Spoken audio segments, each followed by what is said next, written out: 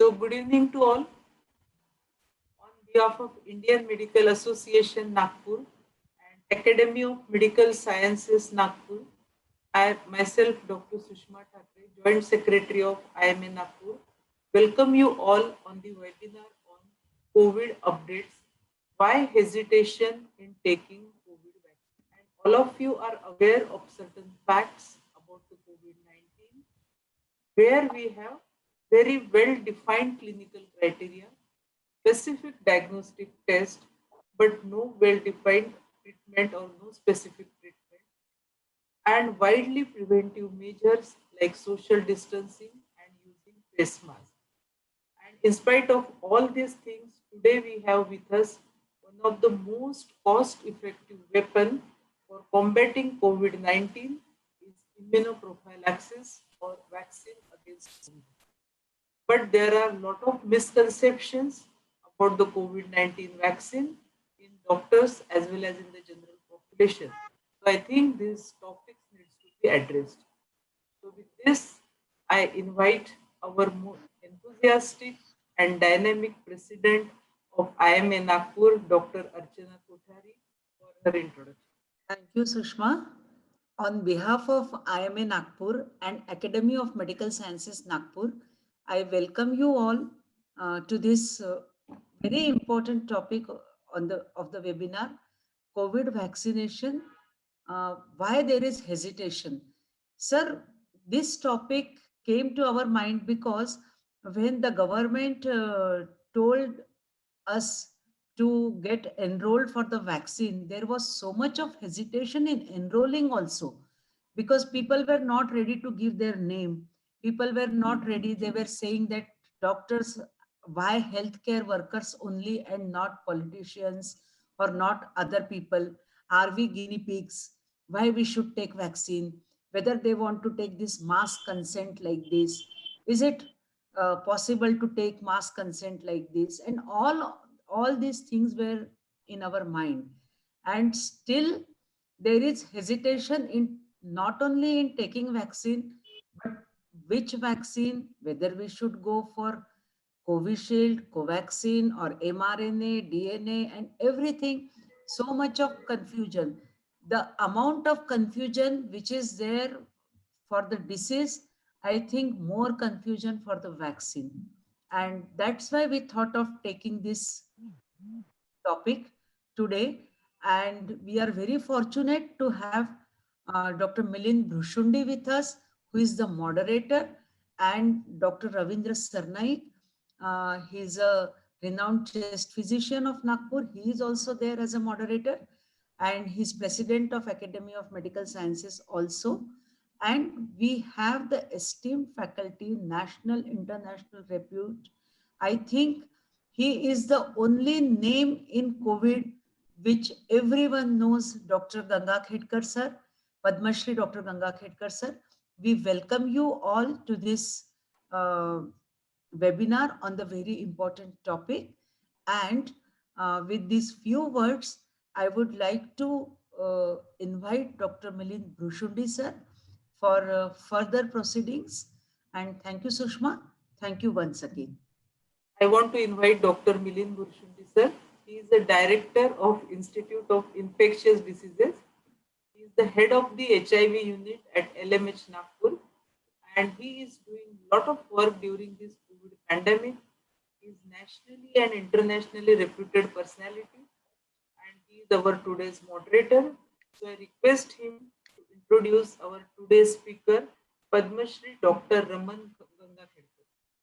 It gives me really great pleasure, and this is a moment of not only proud but emotions also, because here is a person who has taught me HIV as well as virology literally for last 21 years, if I'm not wrong. My first paper, which he helped me out, he was in Durban Conference 2000. So here is the person, Dr. Padma Shri Raman Gangarkekar. The journey has started from a town in Marathwada, and now he's a person of international repute, sought after by most of the people. I will not go into the details because his CV is near about 35 pages. I cannot go into that details, but what are the important aspect that he received Padma Shri in the year 2020. He has done his MPH from John Hopkins, Baltimore. He was director of NARI, that is National AIDS Research Institute. And apart from this, what he has been doing in Pune, in Gadikhana, there is a Kotnis clinic where he is providing the services of to the HIV positive people also. He has been awarded 3 important fellowship. One is from the ICMR, another is FXB fellowship, and the most prestigious Fogarty fellowship, that is when he have from the Baltimore. Today is the day he will not remember, but I remember that on the same day, that is 30th of January, year 2000, he has delivered Dr. Rajiv and Sanjeev Varapande Memorial Oration of the Academy of Medical Sciences on the same day in Nagpur. So he is coming back again to teach us and to tell us about this. If I talk about, he is on near about more than 25 national expert groups. He has been in various positions in ICMR, more than 10. He is on 6 international professional bodies. Then he is having more than 60 index publication and more than 50 non-index publication, as well as 15 as a team member. He has written 5 chapters in books, and he is having own 4 books on his name. And recently he retired as the head of the epidemiology as well as communicable diseases from ICMR. So I am having a great pleasure in introducing simplicity personified, Dr. Raman Gangakhedkar. Yeah, thank you for the kind words. What I would just say is, when somebody speaks like this, it becomes very difficult to live life. No, I do what I like. My passion lies in improvement of health of our own people. So what I'm going to do today is, somebody will have to allow me to be a host, to share the screen. And I thank both the professional associations for inviting me for this talk. Yeah, so what we are going to do is just go through certain issues which may be critical in creating vaccine hesitancy in taking COVID vaccine. Now, one has to remember that as of now, you recognize that close to about more than 10 crore people have already acquired COVID infection in the world. We have more than 1 crore infections. Majority of the developed countries are experiencing either second or third wave. You have seen record number of daily cases occurring, like 3 lakh cases in a day in US. And in England, which is still a small, very small country, it's about 60,000 cases have occurred. And what is worse is there getting beds in the hospital has become a major issue. COVID is not only potentially fatal, but it has a potential to cause other morbidities, unmasked chronic morbidities like diabetes, and also the post-COVID syndrome that can affect your quality of life significantly. Scientists have been successful, surprisingly, in this particular field by producing vaccine in last 12 months time itself. Now let's try and look at the current status of vaccine. You would realize that currently there are 67 vaccines that are in human trials as of now. Over 223 vaccines are currently undergoing preclinical development as of now, which means there is a massive effort in terms of developing this vaccine and also ensuring that if you have 223 in development, they can develop different approaches which will perhaps be superior to others. So there is no cause of concern that once you have few vaccines, we would just stop at that. Now, second issue that tends to worry all of us, as the moment people come to know that there are newer vaccines which have been developed, no, the first thought that comes is if they have been developed, generally they require 10 years time. But now not only have they developed, but they are being provided to the people. Now that can generate anxiety. Now, when this kind of approach is seen among people, there are two outcomes that are possible. One is vaccine eagerness, and the second is vaccine hesitancy. Both tend to depend on personal risk perception that people would have and understanding about the vaccines, their efficacy, and adverse events. And both of them can pose immense challenges in rollout of vaccines. Now, if you look at vaccine eagerness, as on 20th of January, you find wherever the outbreak is currently severe, vaccine eagerness continues to be very high. Wherever, if you look at Japan, where it is in only about 1/3 of the population is willing to take vaccine if they are provided in 1 week's time.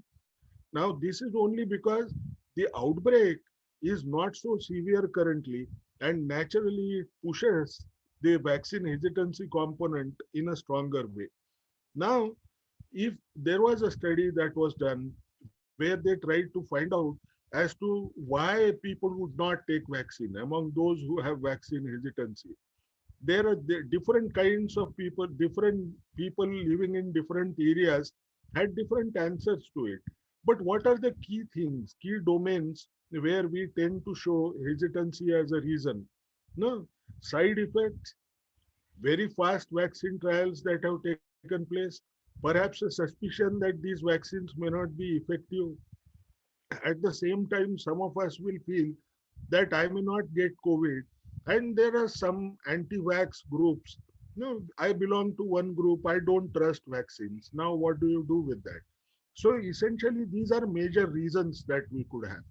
Now, one thing which we have to understand before we go ahead is that why is it that they could develop vaccine in only about 11 months time? No, one has to understand that development of pluripotent vaccine products through development platforms was accorded a very high priority due to HIV. In 1990s, people started the efforts to develop HIV vaccine, and all of us know that despite strong scientific efforts, we could not produce HIV vaccine. But in the process, now we have developed different platforms which are key to developing vaccine very rapidly. And the same was first tested in Ebola. Now, when Ebola occurred, people used the same platform. So I become a master of a particular technique, whether it is mRNA, whether it is DNA vaccines.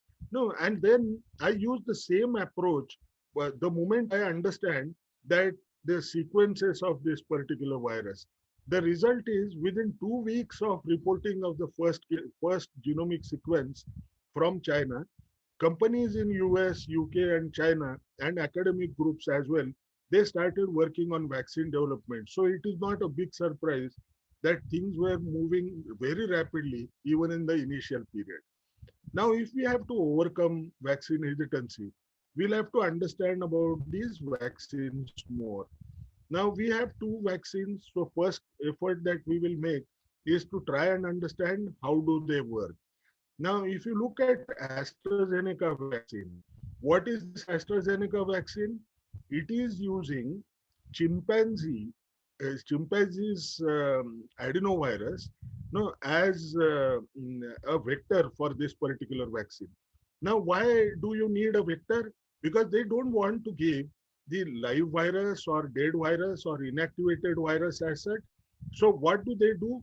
They would cut out, they have identified that most of the people who had this infection had antibodies against spike protein. Essentially, it conveys to you that spike protein is one of the best immunogens.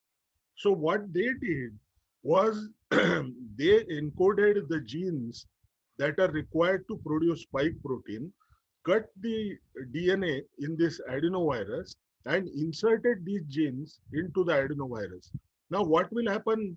This adenovirus, which is a non-replicating variety. This is not adenovirus infection which can replicate as such. It will carry certain amount of dose inside, and then once it enters the cell, what will happen? You will find that the DNA will be injected. The DNA will go into the nucleus, but will it get integrated into the host DNA? It will never get integrated into the host DNA. What will happen is this DNA which has been given is going to produce messenger RNA, and then messenger RNA produces protein. Now, just to recall for all of us, now all of us know our genes tend to produce proteins. Now, how do they produce proteins? They produce proteins by first producing messenger RNA. And what is messenger RNA? It tends to carry the instructions as to how the protein should be produced. I'm sorry. Now, when this mRNA goes into these cells, you will find that the cell tends to produce these spike proteins. So, what are our options as such? Our options could be, I could be using DNA, and then the DNA could be producing spike proteins. So, there are DNA vaccines. You can see that I can provide mRNA that is a product of gene which is encoding the spike protein, and this mRNA can be given to people, and then you will find spike protein will be produced. So mRNA vaccines, classically you have seen two good examples, that is Pfizer, and then the second one is Moderna. And then once you produce mRNA, you could produce this spike protein. So there are people who are using spike protein or subunits of spike protein as one approach to immunize our own body. The second perhaps could be inactivated vaccine, where it's the complete virus, inactivated virus that is being given. Now, once it will enter into the cells, what it will do is it will produce spike protein, and the spike protein, it tends to be attacked by antigen present in cells. And once antigen presenting cells attack that, you will find T lymphocyte sensitization, the CD4 and CD8 lymphocyte sensitization, which has memory cells component.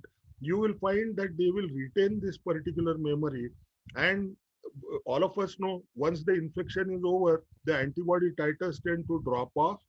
And once the antibody titers go, what will happen is anytime if I'm presented with this particular virus again, my body will try to recognize this virus, inform the memory cells, CD4 cells, and these CD4 cells will tell you how to produce this antibody which was effective earlier. And that's a basic mechanism that AstraZeneca is trying. Now, for AstraZeneca, why did they choose chimpanzees adenovirus? Because adenovirus infection tends to produce common cold among human beings. So they wanted to avoid, since this is a 2-dose vaccine, if I provide 1 dose and then my body generates antibodies against this particular virus, you will find the second dose will become ineffective. So what they did was they chose a rarer virus, and the rarer virus is one which can infect human beings, but you will find that it was only seen among chimpanzees. You will find the response can be enhanced to a larger extent. That's why they have chosen a chimpanzees virus that has been isolated from the stools of chimpanzee. Now, if you look at Covaxin, no, it's a traditional platform where the whole inactivated virions are being used. Now, why do I say traditional? Because there are multiple vaccines which we have seen, which were used earlier, which were essentially from inactivated virions that was given. So essentially, what does it mean? We know that these vaccines tended to produce lower proportion of adverse events compared to rest of the vaccine. And it's not a big surprise that these vaccines have less than 7% adverse events as reported by Bharat Biotech. Now, what is also important to understand is when you are injecting inactivated virion, No, it will have spike protein, but additionally, the three different genes which are important to produce proteins are also being reacted to through our immune response, because it will also act against all these three, because it's essentially reacting against the virus, entire virus as such. And therefore perhaps it will have a broader immune response which can take care of small amount of variations in the mutations that you might see, or what is essentially called as antigenic drift that might occur. Which vaccines have been approved so far? In USA and UK, you will find in USA Pfizer and Moderna is approved. In UK, Pfizer, Moderna and AstraZeneca vaccine is approved. In European Union, you have Pfizer, Moderna, and AstraZeneca has been given a conditional approval that it has to be used only in people who are less than 65 years of age. China and Saudi Arabia are using Sinopharm. Russia is using Sputnik V vaccine, and India is using Covishield and Covaxin as of now. Now, what do these vaccines protect from? This is a critical thing for us to understand. They protect from development of severe COVID-19 infection. No, essentially, indirectly, what it will do is prevent deaths among people. But do they protect from infection itself? Perhaps we don't have a clear answer. But if you look at Moderna's trial, in Moderna vaccine, what they did was, in a small subset, they looked at what proportion of people actually develop this particular infection by doing repeated RT-PCR. And there they found that 14 individuals, where those who were vaccinated were asymptomatically infected, and when it came to placebo group, it was 38. So essentially, perhaps it is closer to somewhere around 40% of protection that you are likely, 60% of protection that you are likely to see here in this particular case. But what is also interesting to note, that these individuals were shedding virus. So what does it mean? That these vaccines as of now, though we don't have sufficient data, they are not going to prevent transmission, but perhaps only prevent severe disease. And what is important is, you will have to continue COVID appropriate behavior, mainly because the virus will keep on being shed if you are exposed and infected by this virus, where the infection could be asymptomatic and mild rather than severe. Now, given the urgency of this outbreak, the WHO issued a statement saying that vaccine with more than 50% efficacy will be acceptable. But there bigger surprises were waiting at the other end. You look at Pfizer and Moderna, you have close to about 95% of efficacy. Now, should we get carried away with that? Perhaps not. We need to remember that these efficacy measurements have been done pretty early, at 7 days post second dose, or even 28 days after receiving the vaccine. So why am I saying this? You might find that the efficacy may drop down over a period of time. The longer the follow-up, it is likely to be seen that either it could drop, or rarely you might even be surprised to see that it increases dramatically over a period of time. What was more important to recognize is, both the vaccines required a storage condition which is not suitable for Indian circumstances, and both the vaccines did not have any Indian participants. Therefore, regulator cannot approve these vaccines without doing a bridging trial. Now, for AstraZeneca, as we understand, there was a issue that those who received low dose of AstraZeneca vaccine to begin with, and the second dose was a standard dose, it was found that there was 90% efficacy, whereas when people were given two standard dosages, the efficacy dropped down to 60%, something which is a complex phenomenon which we are yet to understand as of now. Why does this happen?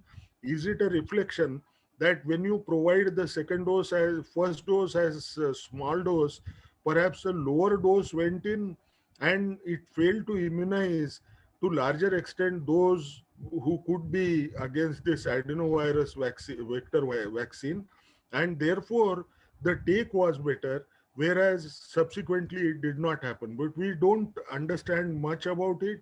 But in India, we are likely to provide the two standard dosages. Same is the story with UK, where they are providing two standard dosages as such. You look at Sputnik V vaccine. You know, Sputnik V is similar to AstraZeneca vaccine. Dr. Reddy's is currently conducting this particular trial as of now.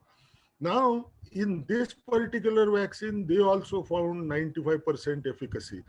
This vaccine, along with AstraZeneca and the subsequent vaccines which we are going to discuss, don't require any specialized storage condition. So they don't affect our ability to go for a good rollout as such. The second issue which we have to understand is Sputnik vaccine uses an interesting concept. They have used two different adenoviruses, adenovirus 26 in the first dose and adenovirus 5 in the second dose. This is only to ensure that when you provide the first dose, the antibodies that are generated against it do not try to act against the second dose itself. Uh, Bharat Biotech is an inactivated vaccine, as we talked of, but we do not know its efficacy as of now. When you look at Sinovac, no, this is an inactivated vaccine similar to Bharat Biotech vaccine. Unfortunately, the results are intriguing because the first report came was of 91% efficacy, whereas it kept on dropping down, and Brazil finally reported 50% efficacy with this vaccine. It is yet to be understood why such a difference is there, whether it is because of the severity of the outbreak being different in different places.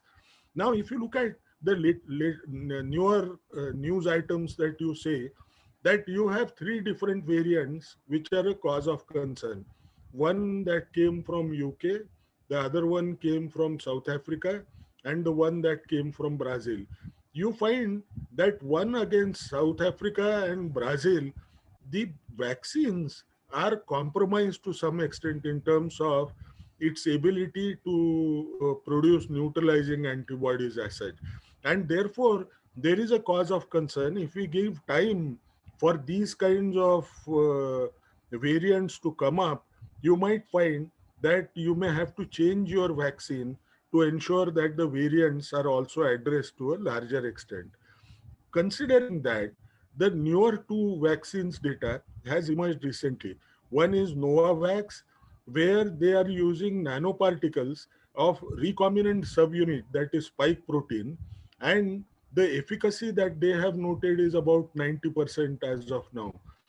But if you actually look at what happens in South Africa, the efficacy drops down to close to 50% because of this new variant that has come. If you look at the wild type virus, the original one that is continuing to spread, you find the efficacy jumps up to even 96%. If you look at Johnson and Johnson, there they are using adenovirus vector like AstraZeneca.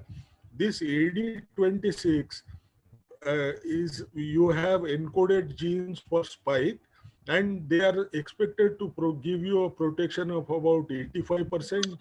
But if you look at what happens when it comes to the newer variant, the risk tends to come down to only 57%.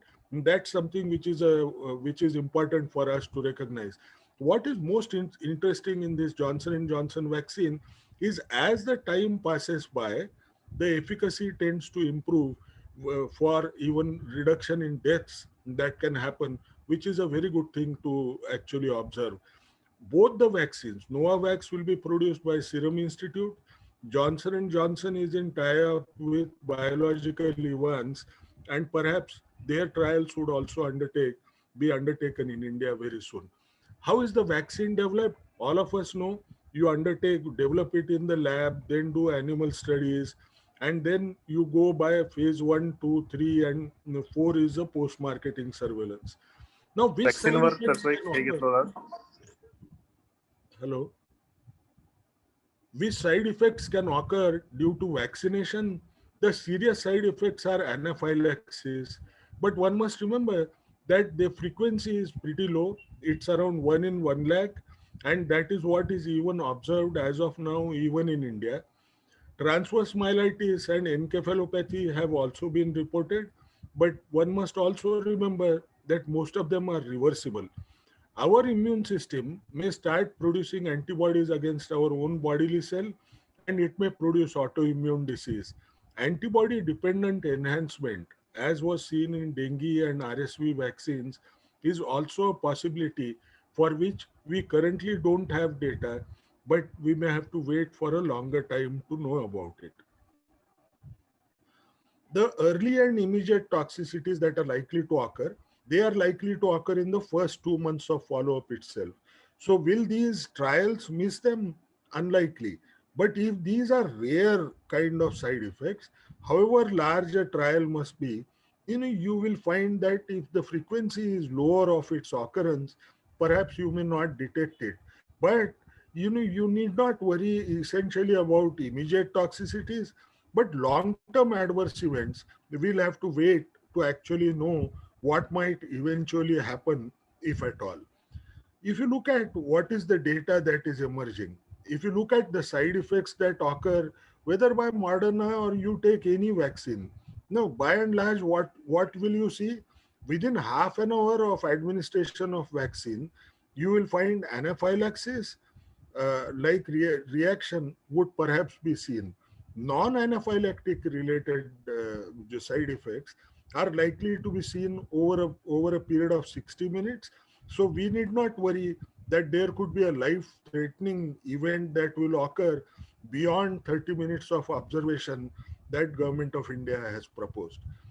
Now, who are those people who are likely to develop vaccine? Now, likely to develop these side effects. One must remember, most of them are likely to be females. That's something which has been noted so far. You will find that among them, the documented history of allergy is likely to be found in a larger proportion, which could be around 90% for anaphylaxis and 60% for non-anaphylactic allergic reaction. Now, when you talk of allergic reactions, most of them are anaphylaxis or anaphylactoid kind of reactions. So you cannot count, let's say, asthma or atopic dermatitis as an allergic event, which could be treated as contraindication. Unfortunately, the companies have become so defensive because of uproar in the media that they have started putting up allergic conditions as a contraindication, which perhaps to my mind precludes the vaccine rollout strongly. What are the temporary local and systemic side effects that you see with AstraZeneca? Majority of these participants would have tenderness at injection site. There would be pain, headache and tiredness is likely to be seen in half of the people. Muscle ache and feeling generally unwell is likely to be seen. And some people will have fever and chills. And joint pain and nausea is also seen in AstraZeneca vaccine. Bharat Biotech comparatively has lower side effects as such. It is important that all those who take the vaccine, they must remember it is 2-dose vaccine. If I get those reactions in the first dose, I need not, I should ensure that I will take the second dose. The reason is the second dose will have a shorter span of these adverse events, and you are unlikely to feel so bad the way you felt at the first time. So essentially, you must take the second dose even if you had some small reactions, local reactions with the first dose. What is also important for us to recognize, why are we hesitating? We as adults are not used to taking vaccines. No, our experiences have been extremely poor. No, we look at hepatitis B. No, we were had to be forced to take hepatitis B just because you are a clinician. It had to be made compulsory in medical colleges. You look at H1N1, no, majority of us, though the vaccine is being provided free, we don't take that H1N1 vaccine. And the second issue is lower perception of risk, that I'm like unlikely to acquire it, mainly because the infection is declining as of now. But if you look at what is happening today, you look at the first bar that comes from US, the green line, the tall peak, you find they are already into third wave. But what is scary? No, the scary part is at each wave, no, it suddenly jumps, the number of cases jumps up so rapidly that they exhaust all hospital beds. Now, these are smaller countries than India. Do we think that we have adequate health infrastructure to take care of all these 135 crore people who continue to remain vulnerable?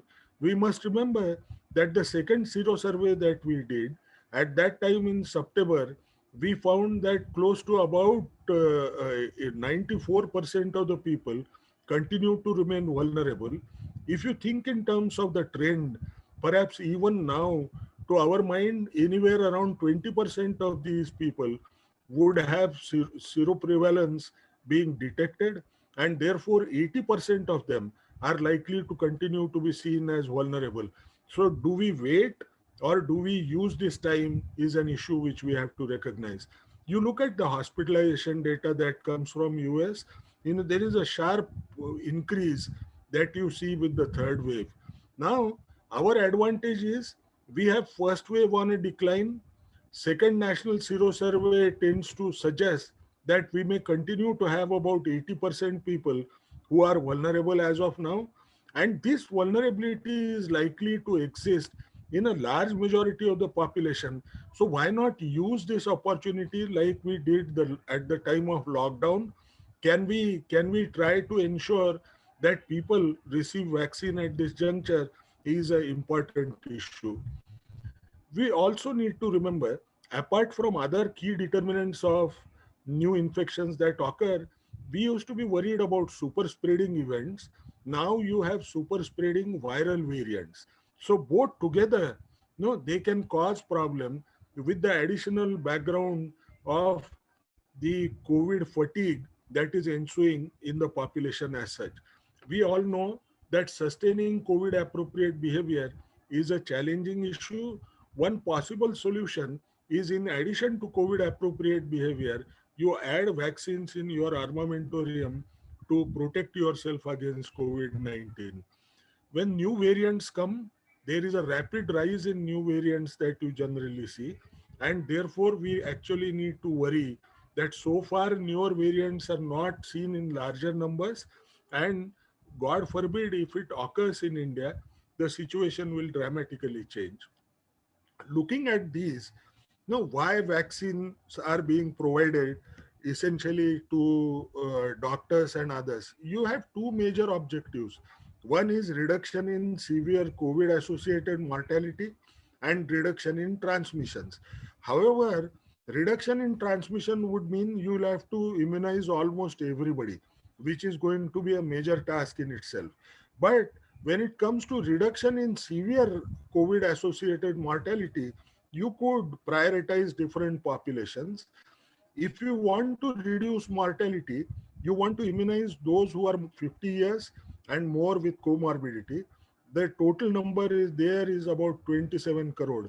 But given the fact that vaccine rollout is not going to be so easy, we would also like to see that those who are older and if they require medical care, you would like to see that healthcare workers and frontline workers who tend to be more exposed should also be protected by providing vaccines. So there are two most important aspects: reduce mortality by immunizing older people or those at risk of death, and healthcare workers and frontline workers as essential service providers should be given the vaccine. Now, there are people who would say that, do I need a second dose? No, because first dose and yesterday's news of Johnson and Johnson having one dose vaccine providing protection perhaps may make you think as of now one dose should be sufficient.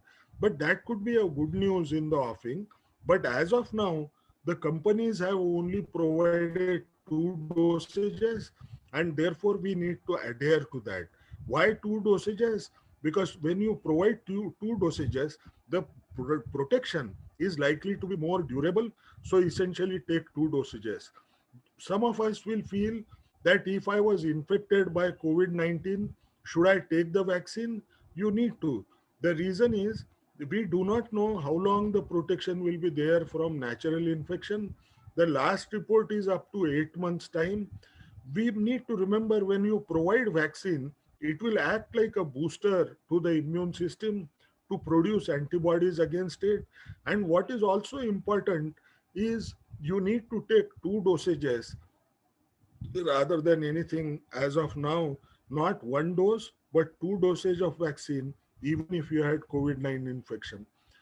If I am admitted in the hospital at present, do I need to take vaccine? Not immediately, because if it is a serious illness, perhaps immune status is affected most. So what you need to do is for a vaccine's take, it is important that your immune system should be good. So you can take this vaccine 4 to 12 weeks after this particular illness. If I am being treated for malignancy, now what do I do? If I am receiving hemopoietic cell transmission or cellular therapy, what I need to do is I have to wait for 3 months period, because only then the immunosuppression is reduced to a larger extent. If I have hematologic malignancy, then until the time my absolute neutrophilic count returns to normal, I should not provide a vaccine to those individuals. If you have planned a surgery for malignancy, now one must remember that you need to provide this vaccine at least a few days before, so that the take is not affected. If I'm receiving monoclonals for my disease, can I provide vaccine? Yes, you can provide without any worry. What if somebody is immunocompromised? There is no problem with the current vaccines that are available in India today. It is possible that if I'm immunocompromised, my immune response may be lesser than somebody who is immunocompetent, but please provide the vaccine. Any group where caution is required, one must remember there is lack of data for pregnant women, lactating women, and children. However, intuitively speaking, we don't see much of a problem with respect to lactating women as to why they should not be provided vaccine. But it is better to use caution, because in next few months, some of these data points will also emerge. And history of severe allergy, as I said, needs to be defined really well. Even in our setups, not all allergies should be used as contraindication. How long will the protection last? We don't have a robust data as of now, but we know that it could last for 6 months, because all those who have participated in the vaccine trials in the West, you are finding that their neutralizing antibody titers are good up to 6 months. And it is unlikely that, like influenza, you may have to change the vaccine every year. Perhaps it may not happen. And what is most important to remember, its cousin virus, SARS virus, they have been able to show that those who were infected 6 years back continue to show that T cell sensitization continues to linger in the body after 6 years. So it is possible that we may have a longer protection than we imagined. Two misconceptions that are commonly seen in social media, that is, does it cause sterility? Incorrect, as we know. Do they contain components from pork? That is also not true in the vaccines that have come here. Will one receive different vaccines at 2 different dosages? Perhaps not. This will not happen in India. Will I be able to choose a vaccine? Not yet. The rate limiting step for vaccine is availability of vaccine dosages. In all likelihood, majority of these vaccines effectiveness is likely to be similar. So essentially there will be very little to choose from one or the other. So take whatever vaccine that has come to you. Why should those who are vaccinated continue to follow COVID appropriate behavior? because you want to protect yourself against any emerging variant which could be actually showing you antigenic drift, re- reducing the risk of transmission to others, because we looked at Moderna data, the shedding of virus tends to occur in asymptomatic people. You may bring this particular virus with you from the workplace and pass on in the family. You could also be falling in the remaining 5 to 10% who are not protected. It will add to even prevention of other respiratory and diarrheal diseases. So one needs to continue COVID appropriate behavior irrespective of vaccine status. If I want to defer the vaccine taking, can I do it? It's purely voluntary. No, but we don't know by deferring the vaccine.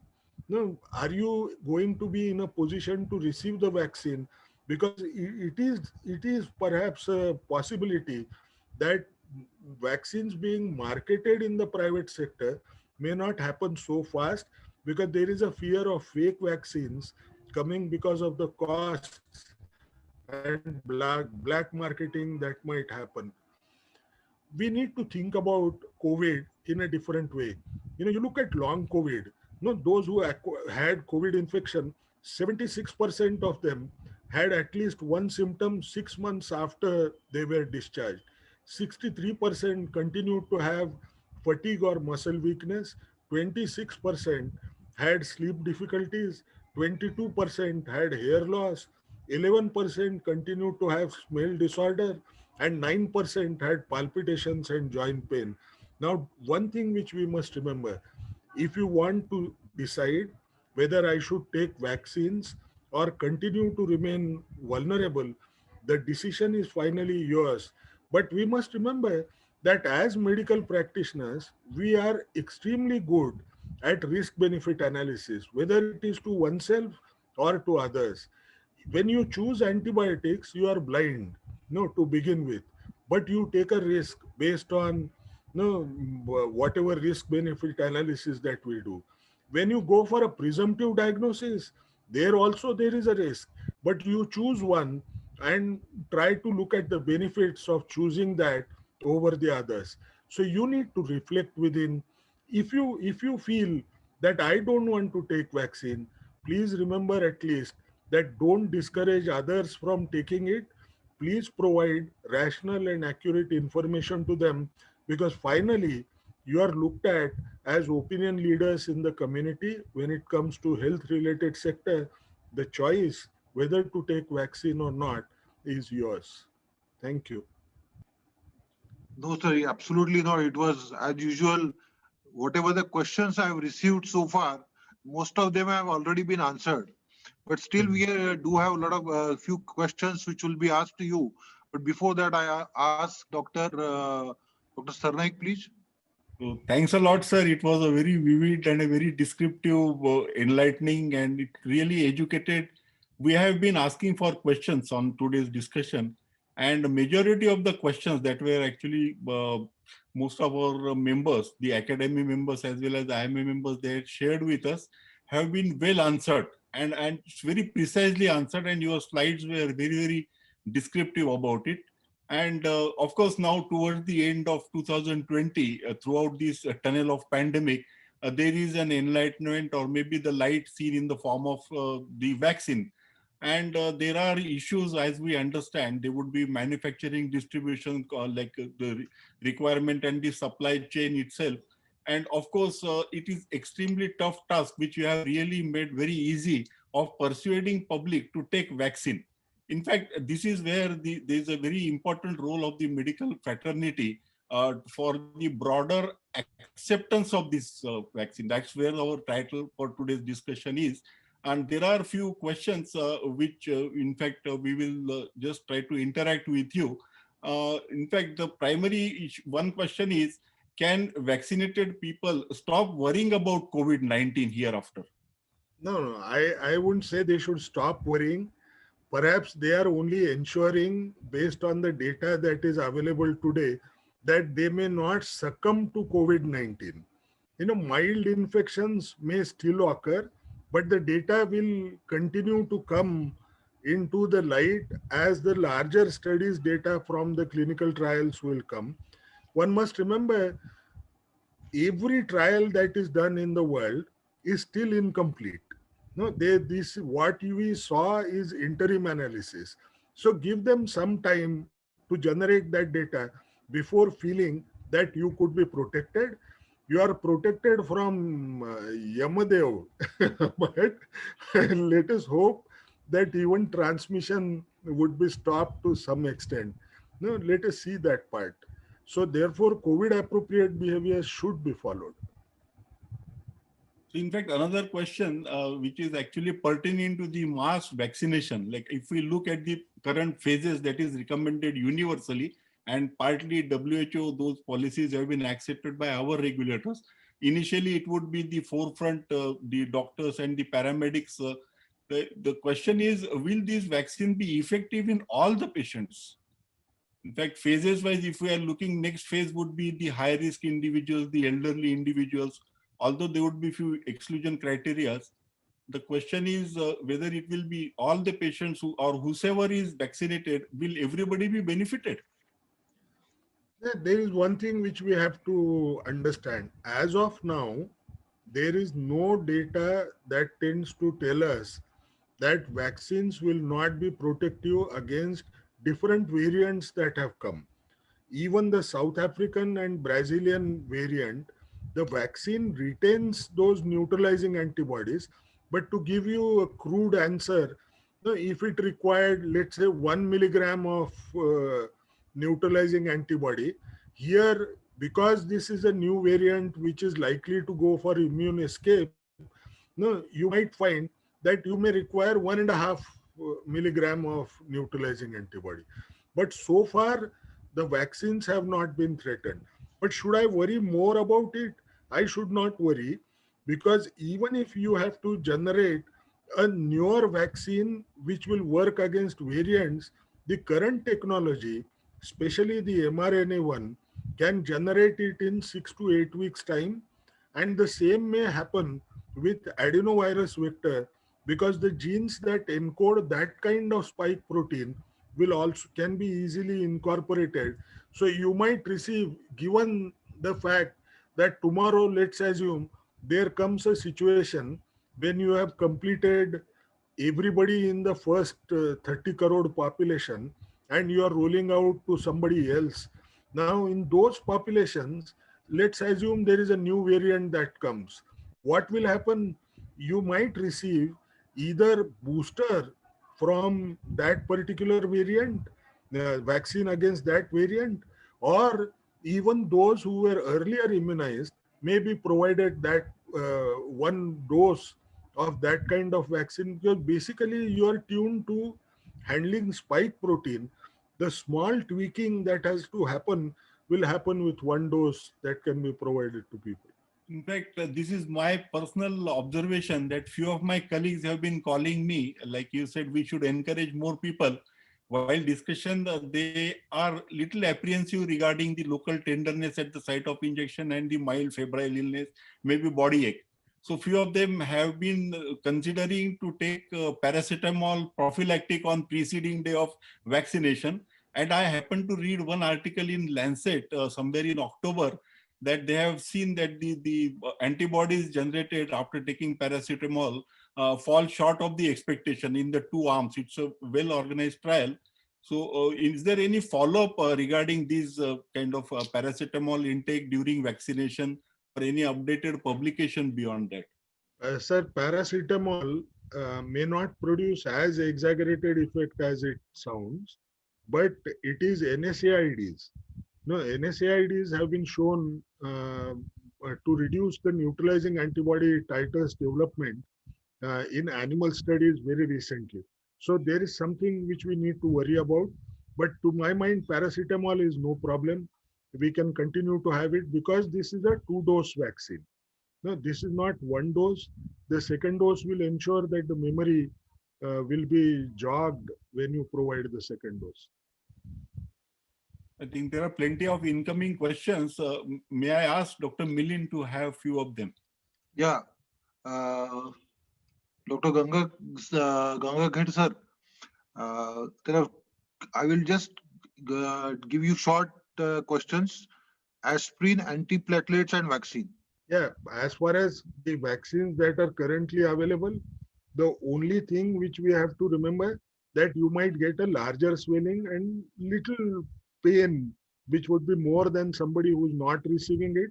I would not recommend that it should not be taken by somebody who's receiving medicines for the same. Another short question, you already answered a part of it, that is pregnancy and lactation. But the lady who wants to conceive, whether she should take the vaccine or should wait? No, I would rather say that she should postpone pregnancy rather than postponing taking vaccine, because you need to remember pregnancy can be planned. Infection doesn't come in a planned way, or protection cannot be had in a planned way. Uh, But how long the pregnancy should be? No, minimum of I would say organogenesis period should be covered, and after that, if one has to take. But as I kept on saying, that in pregnancy there is hardly any data. Does it cause any kind of abnormality in the child? Now that may not be a teratogenic effect, but the fear is this spike protein that is generated.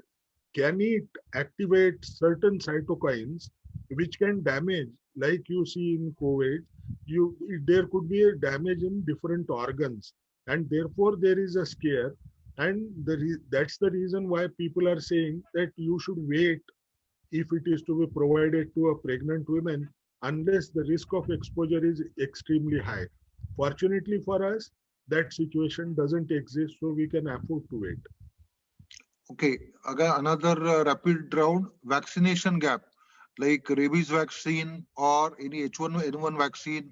What should be the gap between these vaccines along with the See, COVID? there is one thing which I would say for AstraZeneca, they have some definitive evidence that you can take it up to 12 weeks. Is that a robust evidence? Perhaps you should not treat it as a robust evidence, but you should take it at least within a 3 months period as such.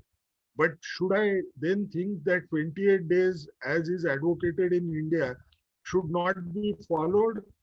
That would be incorrect, because AstraZeneca trial, when it began, no, they were expected to provide the dosages at 4 weeks. But unfortunately, the manufacturing which was done for that vaccine could not provide this vaccine dosages in time, and therefore those who received the first dose could not receive the dose after 1 month.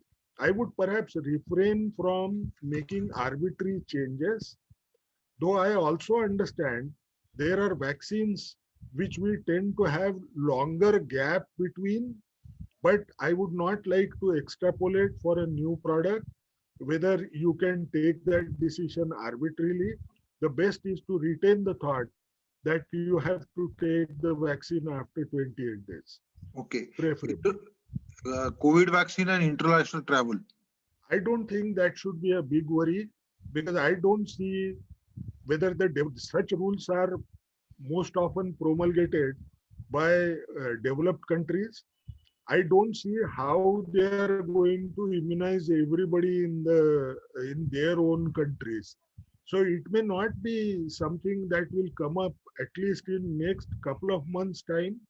But if ever it comes to, perhaps a certificate that the CoWIN app will provide will be sufficient to make international travel. Safety in autoimmune disorders, multiple sclerosis. Which vaccine to be taken, Covaxin or Covishield? See, there is one thing which we have to remember. We tend to provide vaccines to people who have autoimmune disease by themselves, because you don't, there is no contraindication as autoimmune disease as such. But then there are some issues which we have to understand. Though currently we don't know whether provision of vaccine is likely to generate these autoantibodies in more quantity, there is no reason to believe that it will or it can. No. Second thing that one must remember is some of them may be receiving some kind of medications which could be immunosuppressive. now certain monoclonal antibodies like rituximab. No, if you are going to provide that, one must remember that you tend to provide these rituximab, let's say once in 6 months time. So essentially what will happen is you should leave 1 month's gap where the vaccine could be provided if that is feasible to you, and try to provide the vaccine, because you want to reduce the immediate risk of development of severe disease rather than anything. Second is methotrexate, which is widely used. Now, when it comes to methotrexate, one must remember that one could provide the vaccine, which could be 2 weeks before the methotrexate dose and 2 weeks after receiving the vaccine. No? So essentially, you give in different manner 1 month's time to ensure that there is a vaccine take that will occur. When it comes to some people who would be receiving steroids, one must remember that any dose of prednisolone that is less than 7.5 milligram per day is not considered to cause immunosuppression per se. But if there is a immunosuppression, one needs to decide on case-to-case basis. Can you taper that off and then provide vaccine to them? And then after 1 month, you increase the dosages. It all depends on the condition of the patient. Can we culture this virus in our labs in India, and whether the mapping is of the coronavirus is possible in India? Both are happening. No, if you recall the early days of the outbreak, we said we went actually behind mainly because it took time to culture this virus. It was almost, if I recall correctly, perhaps at the end of February that we could get the cultures done, because this is a difficult virus to culture. But now that we know, we can definitely culture in the shortest possible period. That's how you have read in the newspaper that NIV has managed to isolate even the UK variant that was obtained from the travelers that came from UK, and also tested against Covaxin, where they found that it continues to remain effective when you think in terms of doing PRNTs using the vaccine, the serum that has been obtained from those who received Covaxin. Now, the issue of genomic surveillance, we are extremely good at that. Essentially, the machines are good. Currently, the machines to do whole genome sequencing are so good that you can do it across, and a consortium has also been formed. You would perhaps be happy to know that we had initiated from ICMR the surveillance, genomic surveillance, from the month of March. Unfortunately, it was not into news because we couldn't detect any major variant that was coming up. So everything is possible. We always look at the numerator. Nobody is looking at the denominator in terms of toxicity. What should be the approach of a physician to the patients? Yeah, actually, there is a database called as VARES database. You can actually go and see that. If you look at WHO also looks at that particular approach. And the third thing which you have to do is you have to trust on Pharmacovigilance Commission of India, which tends to collect all this data. If there is anything new, whether it is in terms of frequencies that happen or a new manifestation that you see as a side effect, it is put into product insert after consideration with DCGI Act. Now, when you don't see denominator, we need to look at one fact, that if there were 35 lakh vaccinations as has been reported in India, now you had only 8 deaths which were unrelated, and there were no major toxicities that have been reported. So essentially, one principle which we must remember all the time, common things happen commonly, rare things happen rarely. How rare can scare you is an issue which we need to reflect upon while taking decisions. There is evidence that efficacy of antibody reduces over 6 months. So do we expect annual vaccines for different variants all combined as flu vaccine, the pan-corona vaccine? I would not think so. I tried to explain during the presentation. No, we know as of now, up to 6 months, these antibodies are seen. And why are we saying 6 months? Because the trial's duration has been as short.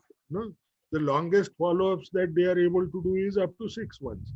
But you look at the trial data a little more closely, you will find that T cell sensitization is also happening among those who are getting vaccinated, which means there will be a memory that will have be long lasting in the T cells to produce these antibodies which are required. Now, how long will this last?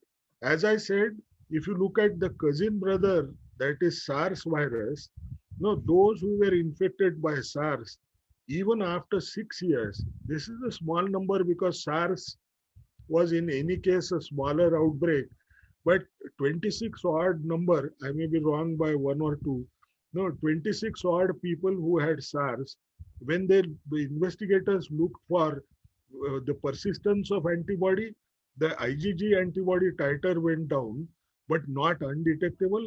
And at the same time, it was also found that T cell sensitization continued to remain.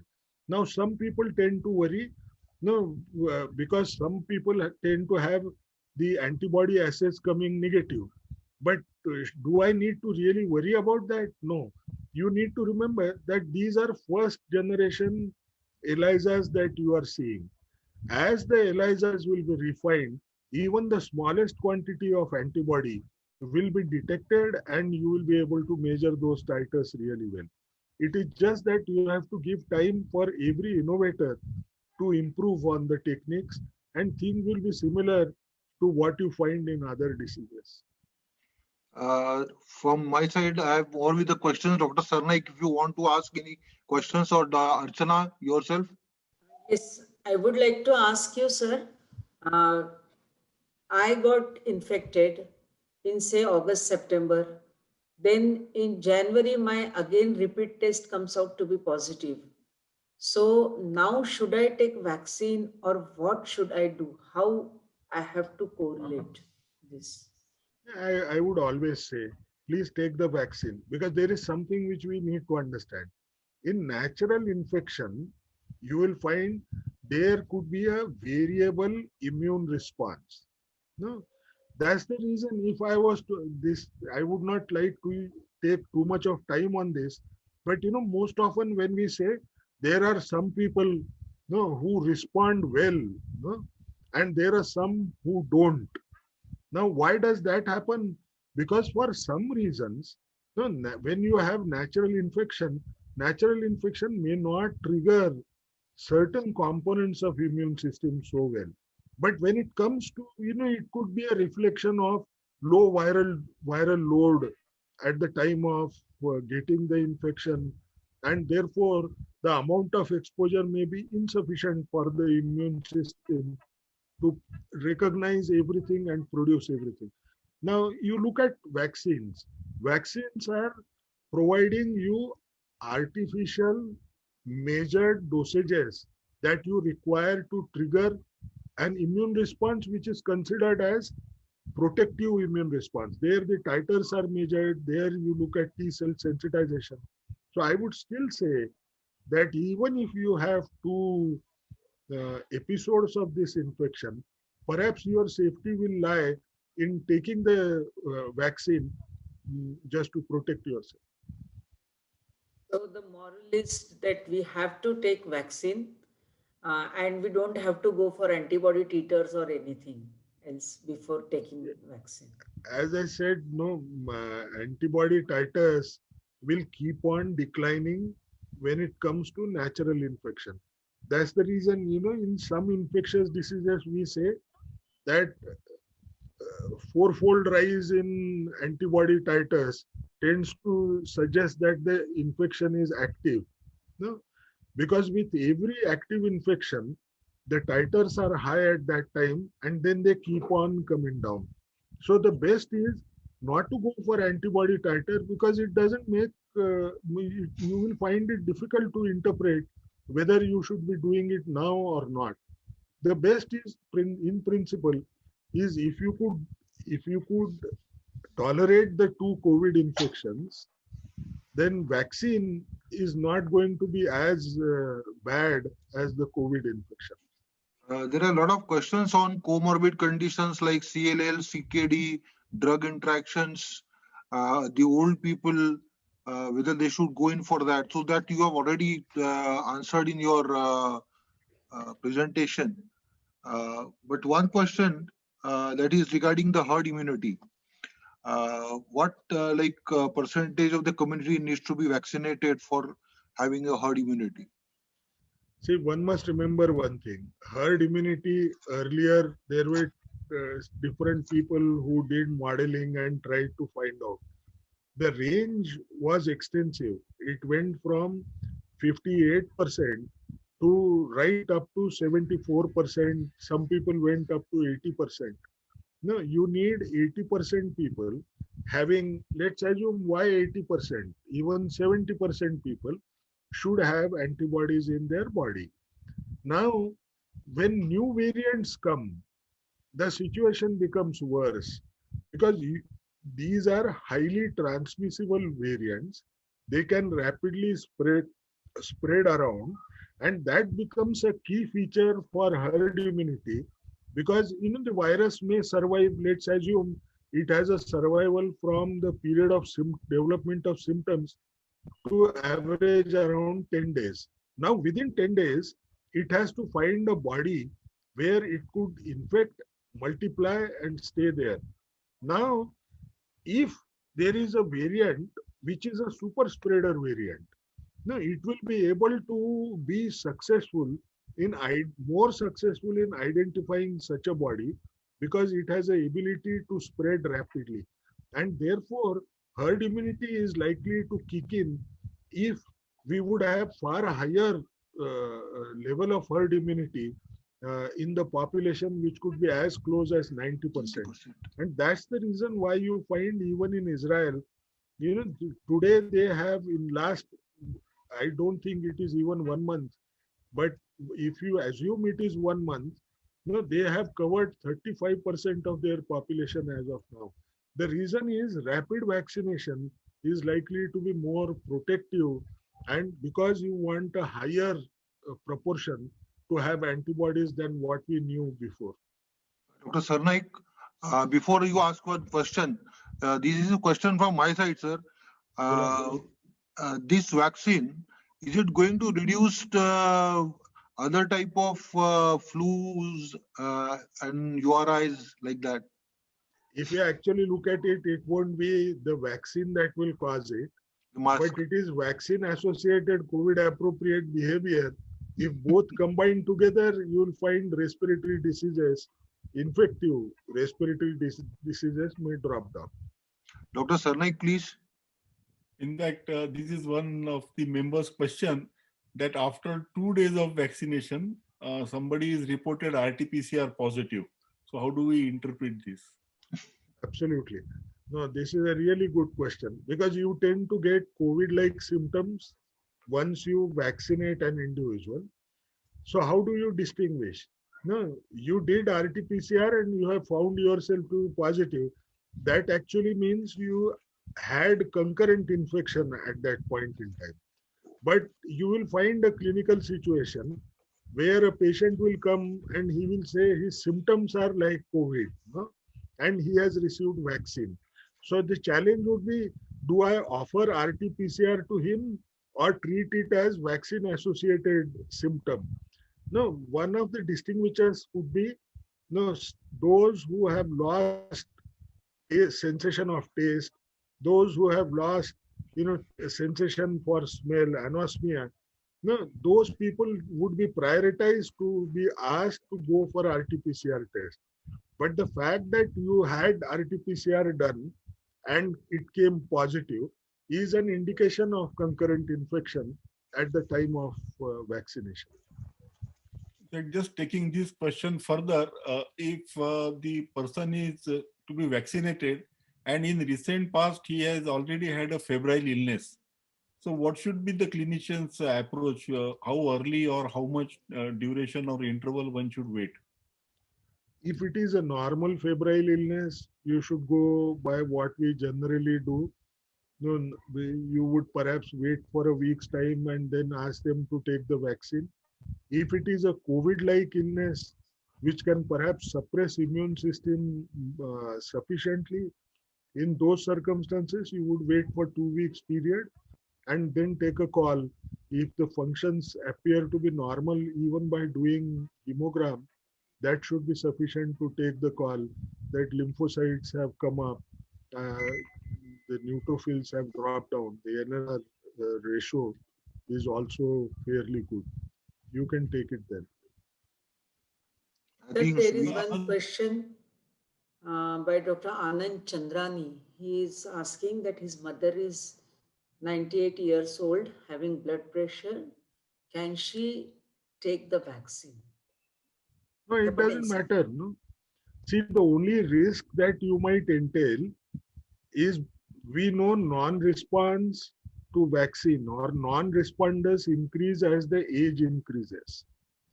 Now, the only worst case scenario would be that even if you provide vaccine, she may fall into a group that has not responded. But at least we have taken a precaution. We have tried. I would, in such circumstances, suggest that you should do anti-RBD ELISA after 4 weeks of waiting and try and see whether antibodies have come up. That's the best effort that you can make because you want to protect your mother. There is one more question from Dr. Arun Paude that he wants to ask that whether there is any association of vaccine and MI. Myocardial Oh, I infarction. didn't get you, madam. What did you say? Is there any association between taking vaccine and getting myocardial infarction? No, most often it is an underlying predisposition. Taking vaccine is associated with increase in stress. No, whether it is mental or physical, you might see such a manifestation. But generally in vaccines, you don't expect myocardial infarction to occur because you are just introducing that particular product which may be containing foreign protein. So you are to expect allergic response to it rather than development of a systemic manifestation. So in fact, one question. Question means it's basically again hypothetical question asked by somebody. Immunology is the current like status of discussion with vaccination. Somebody who has already been given convalescent plasma and he's already carrying antibodies. What would be the approach in or advice for vaccinating these people? Is there any interval required or whether it will get nullified by the existing antibodies? No, ideally you should wait. No, wait for a period that could be at least a month after receiving convalescent plasma, because you want to ensure that these neutralizing antibodies, if they are there, they have gone. But there's one small request that I would make. To my mind, this virus has posed more questions with respect to the variants that have come up. The reason why I say that, because if you look at the transmission dynamics of this virus stays in the body for an average of 10 days or so. You do not have any selection pressure like antiviral drugs, which act upon certain enzymes and then they produce mutations against it. So what is it that the virus is actually acting against to produce mutations? Perhaps it is our use of repeated convalescent plasma usage that is causing it. Because, by doing that, what do? We not only expose this virus to the antibodies that you generate, but additionally, the weaker neutralizing antibodies could also be exposed to because you are providing convalescent plasma. And that selection pressure is more likely to be immune pressure. So I would rather refrain from using convalescent plasma unless it is essential in the first 2 days after developing symptoms. Beyond that, its utility is no good. Thank you very much. We have exhausted now and we have put you under stress. So I hand over the mic back to Sushma. But before that, I would just like to say one thing to all our people here, that I really sympathize with those who are having hesitancy or rather questions regarding the vaccine. In spite of having a good knowledge, good scientific knowledge. So I think I also appeal to everybody that hesitancy, we should take this thing as very seriously as far as the our patients are concerned. Because I have carried out one sort of survey in my clinic where I have given this questionnaire, and you will not believe 40% of them have denied taking this only for the one reason that they are going to have various problems. But 60% of them said that it is not for me, but for my family that I am taking the vaccine. Thank you very much. Sir, I think after this lecture, there should not be any hesitancy in taking the vaccine. It's a true story. No? One must remember that the risk of healthcare worker developing a severe COVID infection is 8 times higher than somebody who's an administrator and working in the healthcare setup itself. So essentially, our exposure is going to be so high. And if the exposure cannot be stopped while working completely, the risk would always be persistent. You have to worry only about allergic reactions that you might see to begin with. In any case, if there is no choice, you have to decide personally whether the risk or benefit, which one is more, and take the decision appropriately. Sir, I also want one last question. So, according to you, what is the absolute contraindication for taking the COVID-19 vaccine? Because many people are asking to us, what is the absolute contraindication? As per your lecture, we came to know that there is no much contraindication, but there may be some absolute contraindication for this vaccine. Absolute contraindication is history of anaphylaxis, history of angioedema, history of anaphylactoid reaction can actually be taken care of if you are in a good healthcare setting. Perhaps that issue will not come. And any vaccine associated anaphylactic reaction should be treated as a contraindication as of now. Though one must also remember that most of the constituents we have already been exposed to. Even in Covaxin, the only thing that they have done is with the alum as one of the adjuvants, they have added algal. No, but it is also considered very safe. It's an innovation. Okay, thank you so much, sir. So with this, Archana, I think I should invite the Dr. Nainesh Patel for proposing the formal vote of thanks. Good evening, one and all. At foremost, I will thank Padma Shri Dr. Gangakhedkar sir for sparing his time and sharing his knowledge with us. Sir, actually, we cannot thank you enough for this. I would also like to thank Dr. Milind Bhrushandi for coordinating this webinar. Without him, it wouldn't have been possible. I would like to thank IMA Nagpur President Dr. Archana Kothari, IMA Secretary Dr. Savar Bhande, IMA Nagpur Joint Secretary Dr. Sushma Thakre for organizing this webinar. I also like to thank AMS President Dr. Ravindra Sarnaik sir for moderating the session. And last but not the least, I would like to thank all the participants for participating and making this program successful. Thank you all. So with this, we conclude this webinar, and thank you all once again. Have a very good evening. Nainesh, we should thank Deepen and his team for giving this wonderful platform. Sorry, my apologies. Not apologies, but without their support, it wouldn't have been possible for us. Sorry, Deepen Mehta and his team. Thank you very much. Rishi sir, welcome.